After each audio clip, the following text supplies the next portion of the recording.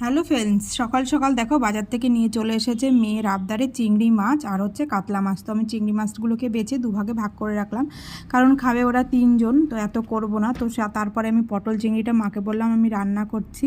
তো দেখো এখানে মশলা কষাচ্ছি আলু দিয়ে, এখানে পটল ভেজে রেখেছি। তো মশলাটা কষানো হয়ে গেলে পটলগুলো দিয়ে দেব।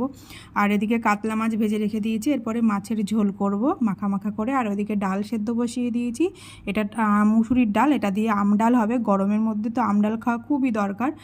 তো দেখো আমি রান্নাগুলো সব করে নিচ্ছি। তো আমার রান্নাগুলো কমপ্লিট হয়ে গেছে। দেখো মাছের ঝোল কি সুন্দর লাগছে দেখতে, এদিকে দেখো পটল চিংড়ি আর এদিকে আম ডাল সব কিছুই কমপ্লিট হয়ে গেছে। তো খাওয়া দাওয়ার পরে সবাই মিলে দুপুরবেলা একটু এসি চালিয়ে, যা গরম পড়েছে, সবাই মিলে একটু বিশ্রাম করছি দুপুরবেলা।